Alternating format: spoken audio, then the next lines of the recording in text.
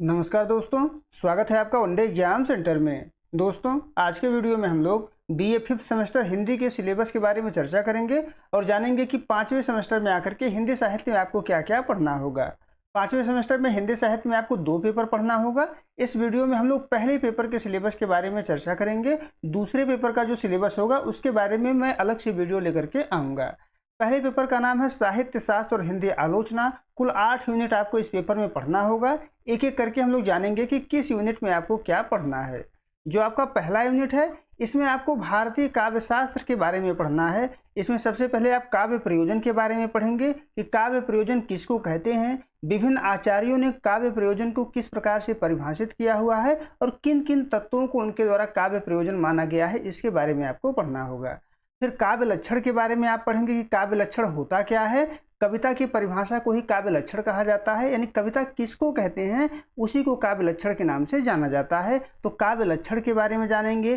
कविता को विभिन्न आचार्यों ने, विभिन्न विद्वानों ने किस प्रकार से परिभाषित किया हुआ है, इसके बारे में जानेंगे। फिर काव्य हेतु क्या होता है, इसके बारे में जानेंगे। भारतीय काव्य शास्त्र में काव्य हेतु के जो 3 प्रकार माने गए हैं, प्रतिभा, व्युत्पत्ति और अभ्यास, इन तीनों प्रकारों के बारे में आपको पढ़ना होगा। फिर काव्य का स्वरूप क्या होता है, काव्य के स्वरूप के बारे में आप पढ़ेंगे और काव्य की आत्मा के बारे में पढ़ेंगे कि काव्य की आत्मा कहते किसको हैं और कौन सा आचार किसको काव्य की आत्मा मानता है, कौन रस को काव्य की आत्मा मानता है, कौन अलंकार को काव्य की आत्मा मानता है, कौन ध्वनि को काव्य की आत्मा मानता है। इन सभी चीज़ों को आपको पहले यूनिट में पढ़ना होगा। अब दूसरा यूनिट देख लेते हैं। दूसरे यूनिट में आकर के आपको भारतीय काव्य सिद्धांत के बारे में जानना है। भारतीय काव्य शास्त्र में जो 6 सिद्धांत हैं, उन 6 सिद्धांतों के बारे में आपको दूसरे यूनिट में पढ़ना है। इसमें सबसे पहले अलंकार सिद्धांत के बारे में आप पढ़ेंगे कि अलंकार सिद्धांत क्या है, किसने इसका प्रतिपादन किया था, किस प्रकार से अलंकार को परिभाषित किया गया है, विभिन्न विद्वानों का इस पर क्या मत है, इन सभी के बारे में आपको यहाँ पर पढ़ना होगा। फिर रीति सिद्धांत किसको कहते हैं, इसके प्रतिपादक कौन है, विद्वानों का क्या मत है इसके बारे में पढ़ेंगे। इसी प्रकार से रस सिद्धांत के बारे में आपको पढ़ना होगा, ध्वनि सिद्धांत के बारे में पढ़ेंगे, वक्रोक्ति सिद्धांत के बारे में पढ़ेंगे और चित्त सिद्धांत के बारे में पढ़ेंगे। यानी काव्य शास्त्र के जो 6 सिद्धांत हैं, उन 6 सिद्धांतों के बारे में आपको दूसरे यूनिट में पढ़ना होगा। अब तीसरा यूनिट देख लेते हैं। तीसरे यूनिट में आकर के आपको साहित्य शास्त्रीय अवधारणाओं के बारे में जानना है। सबसे पहले आप जानेंगे कि काव्य रूप होता क्या है, काव्य रूप के कौन कौन से प्रकार होते हैं, इसके बारे में जानेंगे। काव्य गुण किसे कहते हैं, काव्य गुण के कितने प्रकार होते हैं, कौन सा विद्वान काव्य गुण के कितने प्रकार मानता है, कौन विद्वान 10 प्रकार मानता है, कौन 20 प्रकार मानता है काव्य गुण के, कौन 30 प्रकार मानता है, कौन जो है 3 प्रकार मानता है। इन सभी के बारे में आपको यहाँ पर पढ़ना होगा। फिर शब्द शक्ति के बारे में पढ़ेंगे कि शब्द शक्ति क्या होता है, शब्द शक्ति के कितने प्रकार होते हैं, क्या क्या उनकी विशेषताएं होती हैं। काव्य दोष क्या होता है, काव्य दोष के कितने प्रकार होते हैं, क्या उसकी विशेषताएं होती हैं। इन सभी के बारे में आपको तीसरे यूनिट में पढ़ना होगा। अब चौथा यूनिट देख लेते हैं। चौथे यूनिट में आकर के आपको नाट्य शास्त्र के बारे में पढ़ना है।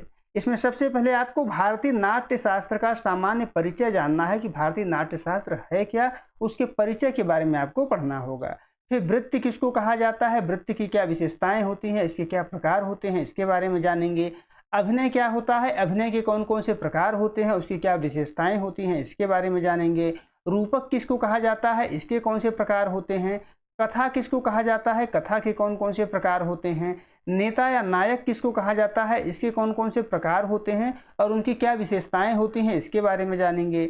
नायिका किसको कहते हैं, नायिका भेद के बारे में जानेंगे कि नायिकाओं के कौन कौन से प्रकार होते हैं और क्या उनकी विशेषताएं होती हैं। उसी प्रकार से फिर रंगमंचीय विशेषताओं के बारे में जानेंगे कि रंगमंच होता क्या है और रंगमंच की कौन कौन सी विशेषताएं होती हैं, इसके बारे में भी आपको चौथे यूनिट में ही पढ़ना होगा।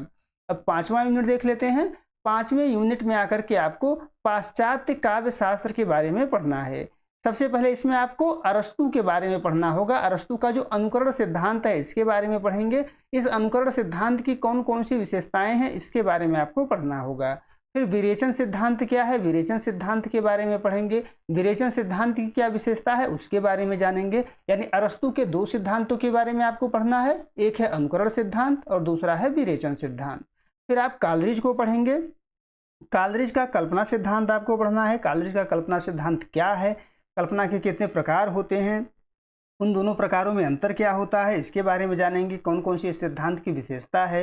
फिर फैंटेसी के बारे में पढ़ेंगे, फैंटेसी होता क्या है, फैंटेसी की कौन सी विशेषताएं होती हैं, इनके बारे में आप पढ़ेंगे। कल्पना और फैंटेसी में अंतर क्या होता है इसको भी आपको जानना होगा। फिर वर्ड्सवर्थ का जो काव्य भाषा सिद्धांत है, उस काव्य भाषा सिद्धांत के बारे में आप पढ़ेंगे और इस सिद्धांत की क्या विशेषताएं हैं इसके बारे में आपको जानना होगा। रिचर्ड्स का जो संप्रेषण सिद्धांत है, इस संप्रेषण सिद्धांत के बारे में आपको पढ़ना होगा और इस सिद्धांत की क्या विशेषताएं हैं इसके बारे में आप जानेंगे। टी.एस. इलियट का जो निर्वैयक्तिकता सिद्धांत है, इस निर्वैयक्तिकता सिद्धांत के बारे में भी आपको पढ़ना होगा और इसकी क्या विशेषताएं हैं इसके बारे में भी आपको 5वें यूनिट में ही जानना होगा।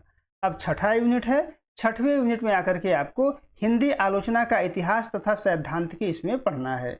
इसमें सबसे पहले आपको हिंदी आलोचना का विकास किस प्रकार से हुआ था, किस प्रकार से उसका उद्भव हुआ है और किस प्रकार से विकसित होते हुए वह आज की अवस्था में पहुंचा हुआ है, इसके बारे में आपको पढ़ना होगा। सैद्धांतिक आलोचना क्या होता है, सैद्धांतिक आलोचना की विशेषता क्या होती है, इसके बारे में जानना है। स्वच्छंदतावादी आलोचना किसको कहते हैं, स्वच्छंदतावादी आलोचक कौन कौन से हैं, इसकी क्या प्रवृत्तियां होती हैं, इसके बारे में पढ़ेंगे। मार्क्सवादी आलोचना क्या होता है, मार्क्सवादी आलोचक कौन है, मार्क्सवादी आलोचना की कौन कौन सी विशेषताएं होते हैं, यानी इसका सैद्धांतिक पक्ष क्या है, इसका व्यवहारिक पक्ष क्या है, इसके बारे में आपको जानेंगे। मनोविश्लेषणवादी आलोचना क्या होता है, कौन कौन से आलोचक इससे प्रभावित हैं, इसके बारे में आपको पढ़ना होगा। इतना आपको छठे यूनिट में पढ़ना है। अब 7वां यूनिट देख लेते हैं।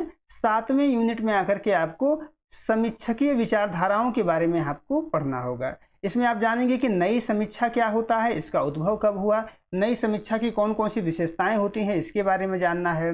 नव शास्त्रवाद क्या होता है, नव शास्त्रवाद की कौन कौन सी विशेषताएं होती हैं, इसके बारे में आपको पढ़ना है। यथार्थवाद क्या होता है, यथार्थवाद की कौन कौन सी विशेषताएं होती हैं, इसके बारे में जानना है। अभिजात्यवाद क्या होता है, इसकी कौन सी विशेषताएं होती हैं। अभिजात्यवाद क्या होता है, इसकी क्या क्या विशेषताएं होती हैं। अभिजात्यवाद और नव्य अभिजात्यवाद में क्या अंतर होता है, इसके बारे में भी आपको यहाँ पर पढ़ना होगा। फिर कलावाद किसको कहा जाता है, कलावाद की कौन कौन सी विशेषताएं होती हैं। बिंबवाद किसे कहते हैं, बिंबवाद की कौन कौन सी विशेषताएं होती हैं। प्रतीकवाद किसको कहा जाता है, प्रतीकवाद की कौन कौन सी विशेषताएं होती हैं। संरचनावाद तथा उत्तर संरचनावाद के बारे में आपको पढ़ना है, क्या होती हैं, इनकी विशेषताएं क्या हैं, इन दोनों में अंतर क्या है, इसके बारे में आप पढ़ेंगे।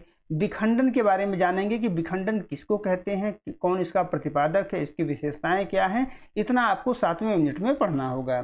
अब आगे बढ़ते हैं, 8वां यूनिट देख लेते हैं। 8वें यूनिट में आकर के आपको आलोचक एवं आलोचना दृष्टि के बारे में पढ़ना है।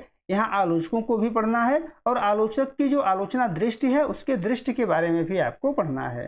पहले आलोचक रामचंद्र शुक्ल हैं, रामचंद्र शुक्ल के बारे में पढ़ना है। इनकी जो आलोचना आपके सिलेबस में लगी हुई है काव्य में लोकमंगल, इसको आपको पढ़ना होगा। प्रेमचंद लगे हुए हैं, साहित्य का उद्देश्य इनका पढ़ना है। जयशंकर प्रसाद लगे हुए हैं, छायावाद और यथार्थवाद नाम का जो इनका निबंध है इसको आपको पढ़ना है। हजारी प्रसाद द्विवेदी भी आपके सिलेबस में लगे हुए हैं। आधुनिक साहित्य नई मान्यताएं आपके सिलेबस में लगा हुआ है इनका, इसको आपको पढ़ना होगा। डॉक्टर नगेंद्र आपके सिलेबस में लगे हुए हैं, मेरी साहित्यिक मान्यताएं इनका जो निबंध है ये आपके सिलेबस में लगा हुआ है। रामविलास शर्मा आपके सिलेबस में लगे हुए हैं। तुलसी साहित्य में सामंत विरोधी मूल्य इनका आपके सिलेबस में लगा हुआ है, इसको आपको पढ़ना होगा। नामवर सिंह लगे हुए हैं, कहानी नई और पुरानी जो इनकी आलोचना है इसको आपको पढ़ना होगा। मुक्तिबोध ने जो आलोचना लिखा हुआ है नई कविता का आत्मसंघर्ष, इसको आपको इस यूनिट में पढ़ना होगा। तो कुल 8 यूनिट आपको इस पेपर में पढ़ना है।